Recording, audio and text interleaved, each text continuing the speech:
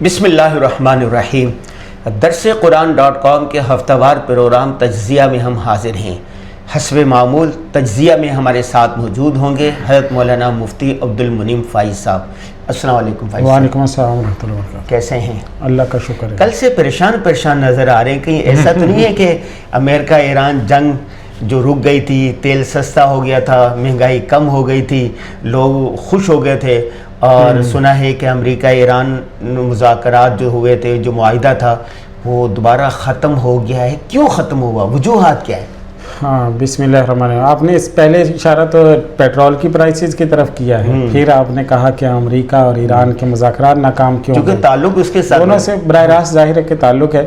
تو پاکستان میں سب سے بڑی خبر تو یہی ہے کہ پیٹرول ایک مرتبہ پھر بڑھ گیا ہے۔ دنیا توقع رکھ رہی تھی کہ 250 پہ آئے گا، وہ 350 پہ چلا گیا، تو 13-14 روپے بڑھ گیا ایک رات میں۔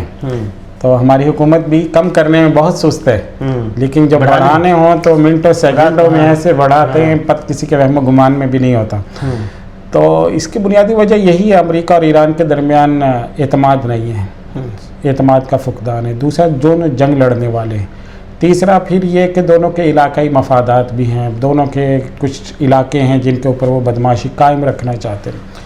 اور چوتھی اصل چیز یہ کہ ظاہر ہے کہ ہر ایک کا اپنا ملک ہے، اپنا ایک ڈومین ہے، کچھ لوگ ہیں جن کو انہوں نے قائل کر کے رکھنا ہے، جن کو انہوں نے راضی کر کے رکھنا ہے۔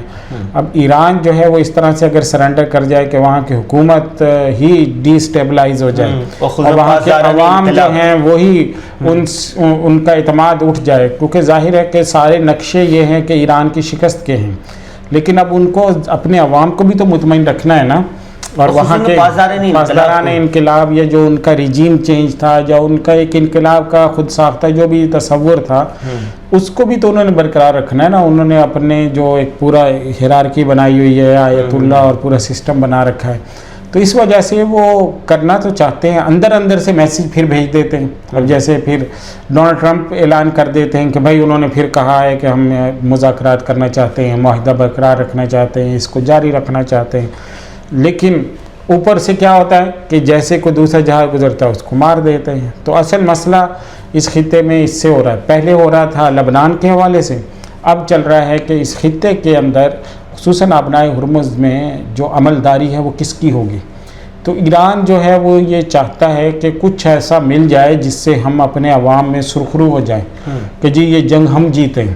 جیسے کچھ عرصے کے لیے بھی اگر 1 مہینہ بھی وہ ان کو ٹیکس لینے کا اختیار مل جاتا ہے تو ان کے عوام بڑے نعرے ماریں گے کہ ہاں بھائی ہم جیت گئے اور ہماری جنگ تھی اور دیکھو ہم نے اپنا ہرمز کنٹرول کر لی۔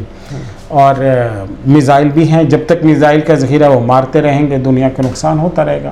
اور امریکہ ظاہر ہے کہ ایک بڑی سپر پاور ہے، وہ تو سمجھتا تھا کہ دنیا ہم کنٹرول کرتے ہیں اور دنیا میں کوئی ملک ہمارے سامنے پر نہیں مار سکتا ہے۔ اب ایران اتنے عرصے سے کھڑا ہوا ہے، مار بھی رہا ہے، میزائل بھی مار رہا ہے، حملے بھی کر رہا ہے، اتنے مطلب 3 مہینے سے زیادہ گزر گیا اور اس سے ابھی تک بھی وہ کھڑا ہوا ہے، 4 مہینے ہو گئے۔ تو اس لیے اس سے امریکہ کی ساکھ متاثر ہوتی ہے، تو یہ اس لیے یہ چلتا رہتا ہے، کبھی ڈول ادھر ہو جاتا ہے، کبھی ڈول ادھر ہو جاتا ہے۔ اب انہوں نے جو اپنا یہ خامنائی کی نماز جنازہ کیا، پھر اس کے بعد ان کی تدفین کی ہے، تو اس میں بھی انہوں نے وہی جو اپنا نیریٹو تھا وہ اس کو دوبارہ سے اسٹیبلش کیا، مرگ بر امریکہ اور انتقام لیں گے اور ہم دوبارہ آئیں گے، اور ڈونلڈ ٹرمپ کے اعلان کیا ان سے انتقام لینے کا، ان کو مارنے کی باتیں ہیں، وہ بھی آگے سے کہہ رہے ہیں کہ مجھے مارنے کوئی بھی پلاننگ ہوئی تو پھر تم لوگوں کو صفحے سے مٹا دوں گا۔ تو یہ اصل ایشو وہی ہے جی۔ اور آخر میں ابھی ظاہر ایران بھی اس کوشش میں ہے کہ کسی طرح سے، جس کو ہم کہتے ہیں نا ایک سیف پیسیج، کہ پرامن رستہ ہمیں واپسی کا مل جائے، تو وہ اس کی تلاش میں ہے۔ پاکستان نے ظاہر ہے کہ درمیان میں اس کی کوشش کی ہوگی کہ دونوں کوئی باعزت واپسی اور خطہ جو ہے وہ پرامن ہو جائے، اور شاید یہ سب کچھ اسی کی طرف بڑھنے کا ایک طریقہ بھی ہو سکتا ہے۔ اچھا ہاں، تھوڑا سا یہ بات جو ہے نا ایک دم اگر ختم ہو جاتی ایک دم، یعنی امریکہ تو بہت بڑی سبکی تھی ایران کی، اب جیسے معاہدات ہو رہے ہیں ٹوٹ رہے ہیں، پھر ہو رہے ہیں ٹوٹ رہے ہیں، پھر حملے ہو رہے ہیں، پھر فلاں جگہ پہ پھر کوئی میزائل جا رہا ہے، کوئی پروجیکٹائل گرا رہے ہیں، اس طرح سے کیا ہوتا ہے کہ وہ پھر پیسج ملتا ہے. اللہ کرے ایسا ہی ہو. لیکن اگر یہ جنگ بندی ختم ہو جاتی ہے, معاہدہ ختم ہو جاتی ہے, تو اللہ نہ کرے دنیا تیسری عالمی جنگ کی طرف جائے گی پھر تو. ظاہر بات دیکھیں, اگر تیسری عالمی جنگ کی طرف بڑھے گی یا مطلب بڑھ چکی ہے, اس کے اسباب پورے ہیں. دنیا میں صف بندیاں موجود ہیں, دنیا گروہوں کے اندر تقسیم ہوئی ہے, بالکل وہی صورتحال جیسی پہلی جنگ عظیم میں تھا. دوسری جنگ عظیم میں بھی اسی طرح تھا نا, کہ دنیا 2 حصوں میں بٹ گئی تھی. اسی طرح اب دنیا بٹی ہوئی ہے, تقسیم میں ہے. کچھ ممالک چاہتے ہیں کہ امریکہ بھی اس طرح سے جنگ میں پڑا رہے جس طرح سے اب دیکھیں اس سے پہلے امریکہ افغانستان کی جنگ سے نکلا, $1 ٹریلین سے زیادہ ان کا خرچ ہوا ہے افغانستان کے اندر. اب وہ امریکہ کی جنگیں نہیں ہیں, تو امریکہ جو ہے وہ پھر دوسری جگہوں پہ مداخلت کرتا ہے, مخالف جو بڑی طاقتیں ہیں ان کے لیے مشکلات پیدا کرتا ہے. تو جس طرح روس یوکرین کی جنگ میں پھنسا ہوا ہے, تو روس, چین اور اس پورے بلاک کی کوشش ہے کہ امریکہ کسی اور جنگ میں پھنس جائے. اچھا, دوسری بات یہ ہے کہ یہ جنگ تھوڑی سی بھی چھڑتی ہے نا دونوں میں سے کسی کی طرف سے بھی, تیل فوراً مہنگا ہو جاتا ہے. جب تیل مہنگا ہوتا ہے تو تمام چیزیں مہنگی ہوتی ہیں, کرائے, خصوصاً اشیاء خرد و نوش, اور عوام پر مہنگائی کا ایک طوفان آ جاتا ہے. اس میں عوام بیچارے کیا کریں؟ ظاہر سی بات دیکھیں, یہ بات آپ کی صحیح ہے کہ مہنگائی میں کیا کریں. مہنگائی میں یعنی ذریعہ روزگار پیدا کرنا بہت مشکل کام ہوتا ہے. اور پھر جس طرح سے یہ مہنگائی بڑھتی ہے, پاکستان میں تو سیلری کلاس ہی زیادہ ہے. زیادہ تر لوگ جو ہیں وہ تنخواہ دار طبقے کی تنخواہ بڑھتی نہیں ہے, اس کی بجائے مہنگائی زیادہ ہو جاتی ہے. اس کا نتیجہ یہ نکلتا ہے کہ وہ جو ان کا گھر چلانا ہی مشکل ہو جاتا ہے. سیونگ تو بہت دور کی بات ہے. آپ دیکھو بڑے شہروں کا سب سے بڑا المیہ یہ ہے. کراچی کی آپ صورتحال دیکھیں, لاہور کی صورتحال دیکھیں, بڑے جتنے بھی شہر ہیں پاکستان میں, ان سب میں یہ ہے کہ وہاں پر لوگ موٹر سائیکل پر سفر کرتے ہیں. کراچی میں کوئی الٹرنیٹ دستیاب ہی نہیں ہے, سستا الٹرنیٹ ہے ہی نہیں آپ کے موٹر سائیکل کے علاوہ. یہاں پہ اب رکشے چلتے تھے, وہ رکشوں کی بھی بندش ہو گئی. میٹرو نہیں ہے, میٹرو بس نہیں ہے, بسوں کا کوئی حال نہیں ہے. بس پر جائیں گے تو گھنٹہ 2 گھنٹے آپ کو پہلے ضائع ہو جاتا ہے.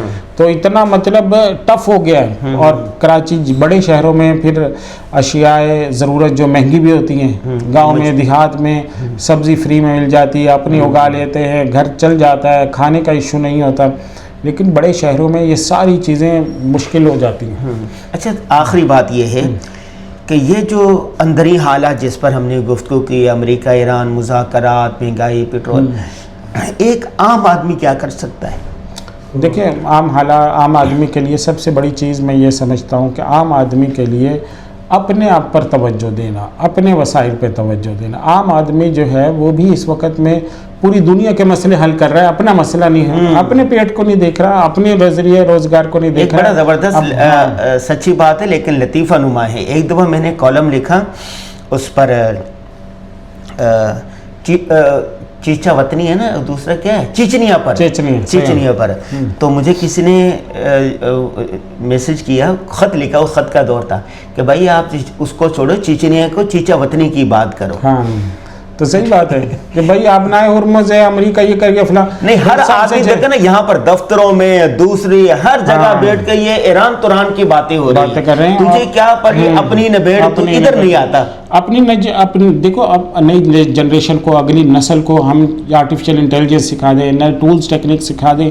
سب کچھ چیٹ جی پی ٹی کر رہا ہے, سب کچھ جیمنائی کر رہا ہے, سب کچھ کلاؤڈ کر رہا ہے, مطلب نوٹ بک ایلم کر رہا ہے. تو یہ سارے پلیٹ فارمز کو استعمال کرنا اولاد کو, بچوں کو جو مہنگائی ہو رہی ہے نا, دیکھ باپ کما رہا ہوتا, پوری اولاد جو ہے وہ پڑھ رہی ہے, کھیل رہی ہے.